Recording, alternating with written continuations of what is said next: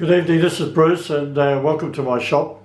Today we're going to show you a little bit about a horizontal stabiliser that's going on this jet car of Roscoe McGlashan's as part of his attempt to do the 1,000 miles an hour land speed record, being the fastest Aussie. Roscoe himself, there's plenty to know about Roscoe, and he's had many attempts and has a few records to his name.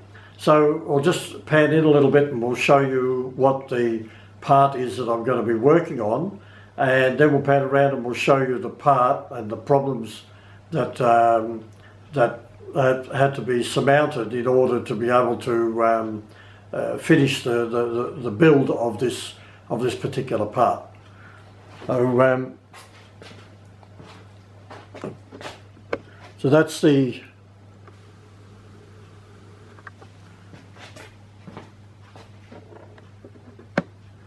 the young Roscoe, and this is the car that he's building.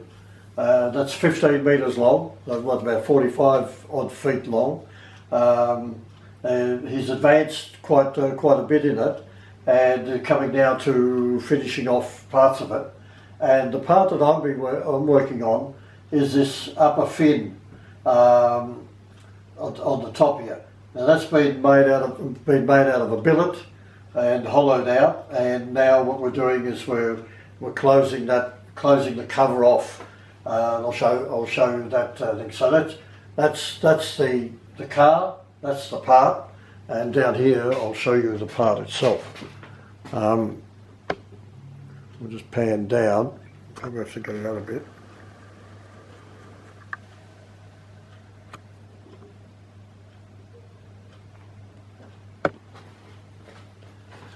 So there you have it. This is the part. It's been machined out, hollowed out from a main billet. It's shaped on the one side, and it's also shaped on this side. And the weight's been reduced by machining out and getting rid of most of the weight. And then in order to give it the aerodynamic and cut down the drag, we had to then close that off. And that's being done by way of two of these shaped plates, one for either side. You see the one goes on either side, and they need to be bolted in with screws. They're 3mm screws of varying lengths. So there's a screw of varying lengths, and we've in order to because there's a varying thickness along the plates, and in particular at the back here at the tail, it's very thin. So there's nominated there some very small screws. Now what we've done is we've taken the design drawing and we've made a key, printed out and marked a key with the different lengths of the screws around it. Majority of the screws are the one length, which is the M3x10. There's 226 of those. And then we've got 10 M13s, and they go in this area here. Then we've got some M8s. They 8mm long, and there's two of them, one here and one there. And then we've got some 6mm ones, some blue ones that go on either side here. And the green ones are 5mm, and they are on the tail end here as well.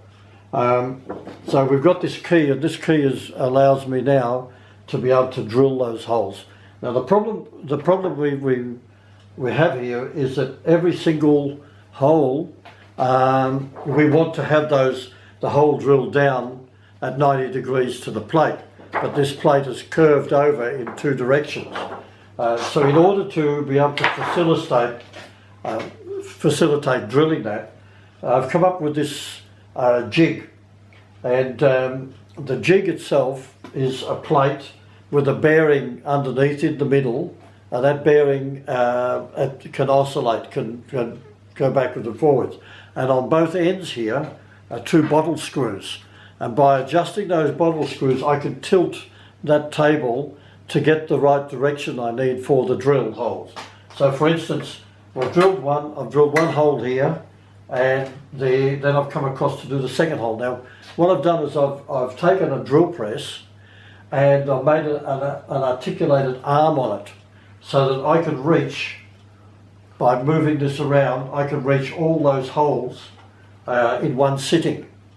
And that's what I intend to do on the one sitting, and then we'll move the table. I've stabilised the table against the column here. It's clamped down with some plate and so forth.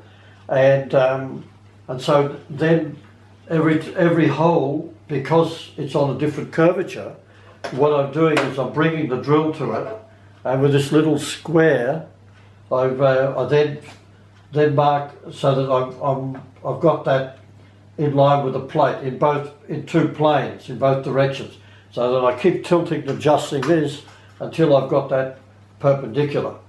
Now this beautiful little drill, a little German Bosch drill, has a couple of features on it which are fantastic. It's got a when you turn it on, so it's got the RPM here, the speed, and you can adjust between speed and millimeters. And what that does is that measures the depth of the drilling depth, now, which is quite handy. It's got a laser crosshair here. I might bring that in a little bit. Let's see if you see.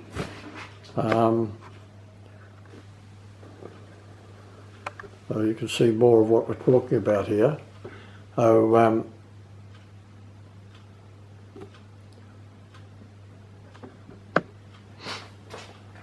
So there we have this crosshair, which also helps to centralise. However, all the holes have been drilled in this plate, so it's just a matter of matching that hole. So we don't need that one. It also has a light feature, so it gives us more a better lighting over it. So when I come to do the drilling, I bring it in, and then when I got it running, I'll adjust the speed. Now then I can then go and change it to depth.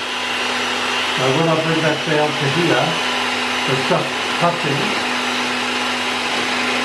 I can zero that, and then as I'm drilling,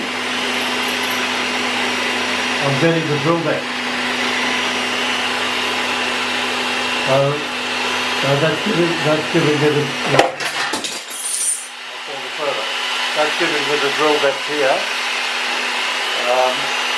And this one here brings it back to the RPM, whatever speed I'm running at. So that's the way I've come about it. So the drill is static, and the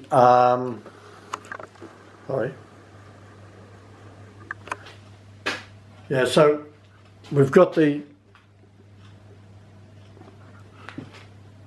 So there we have it. We have where the drill is static, but articulated around, and the table is articulated in 2 directions by using these 2 bottle screws. On the far side here, I've put 2 springs in there to give it some tension, because otherwise it was too sloppy on these screws. So it's got some pre-tensioning at the back, and that helps to adjust it. And then the next stage, once I've drilled that hole, and I'm still at that right angle, I'll then take the tap. I'll take the thread tap and fit it in, and just by hand, I'll screw that down to cut that thread. So what I'm doing is I'm pre-cutting it with a regular tap, and then I'm using. So I'm using the regular tap to pre-cut it, because it's quite hard aluminium. And then I'm using a roll thread tap. And this tap here gives a much stronger thread. So then I run the roll tap down, and that presses. This one cuts the thread. This one pressures the thread and gives it greater strength. So that's what I'm doing here. And now it's just a matter of working slowly, getting enough bolts in here to hold it in position, clean, flat. I've already spent quite some hours in filing the edges of this triangular shaped plate to be able to fit into the key here, into the notch that it's got around it. So now it's got to be just with care, make sure there's no swarf gets in underneath and lifts that part. And it's quite stiff aluminium, and it's not the 6000 series. It's a different series of plate, and so I've put in a few of these clamps and more clamps around it, and then I'll get those key threads done, and then once I've got the key threads run, I can then follow through and do that. So there's a lot of adjusting, a lot of messing around, a lot of time involved in it, and all up I've got 256, I think it is, bolts to put in. So this will be going on for a while. Thanks very much for watching, and don't forget to check out our other channels, the other things we've got on the channel. We've always got something happening. See ya.